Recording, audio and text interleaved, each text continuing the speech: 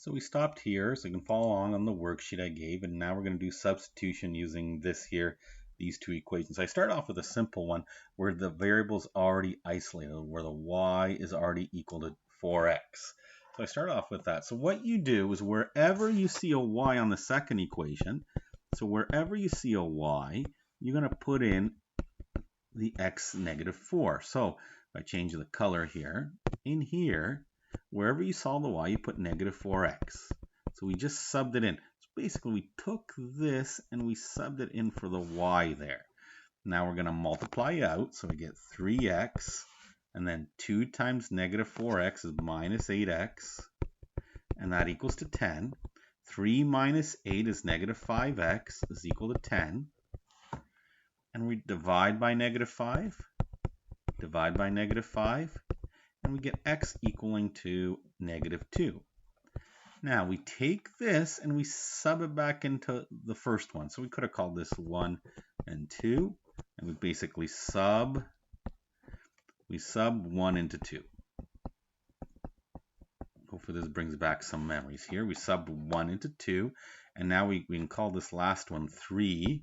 And we can sub 3 into either 1 or 2, but it looks 1's the easiest, 4x, so we're going to sub 3 into 1. So here we're going to sub 3 into 1.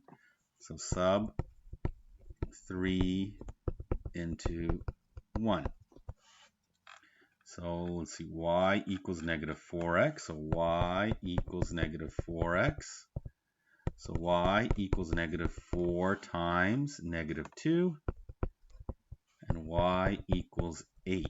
So my point of intersection is negative 2, 8. If I were to graph it, my POI is negative 2, 8. If I were to graph it, it would meet at this point, negative 2, 8. I'll do a little bit harder one, and you can always find more videos on this. You can just look them up, and they don't have to be mine. So let's do this one here. Okay, so I'll call it 1, and I'll call this one 2. So I look at these, and I see which one's by itself. Well, the x is by itself, so it's easy to isolate x by bringing the y over. So I'm going to isolate x in 1, which means I'm just going to make it go by itself. So I get x minus 2y equals 7. I bring this 2y to the other side, so x equals 7 plus 2y. Just brought it to the other side, so it changed sides. And then I'm going to sub it into this x, into the second equation. So I'll call this 3. I'm going to go sub 3 into 2. Sub 3 into 2. So I'm going to put this in where the x is. So I'm going to go 2. Now I'm going to put this in where the x is. So I'll just put it in a different color just to show you.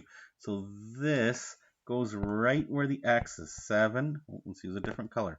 So 7 plus 2y. That went in. It's subbed in where the x was. And then I'll continue this. Don't forget the minus 3y equals 12. So all I did, I subbed it in. Now I'm going to solve. So now I'm going to multiply the 2 into the 2 numbers. So the 2 gets multiplied to 7 and 2y. So you get 14 plus 4y minus 3y is 12. 4 minus 3, that's just y. So it's 14 plus y equals 12. We'll bring the 14 over. So 12 minus 14 when it crosses. And y is negative 2. So we just solved y is negative 2. Well, over here, we know that x is 7 plus 2y, so we just plug it into this equation. So x is 7 plus 2y. We can call this 4. Sub 4 into 3. Sub 4 into 3.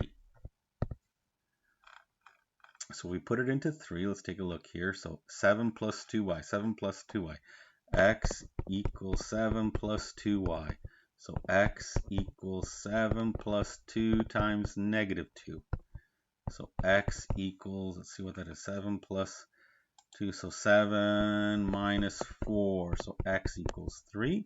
My POI is 3, comma. Let's see, where's my, y, 3 comma negative 2. Now you could check this. You could plug these into both the initial equations. You can put that in x and that in y and see if left side equals right side. There are more videos out there about linear systems. You just got to type linear systems, substitution, and you can find more on them if you wanted to. If you're still not sure, you still don't remember how to do this.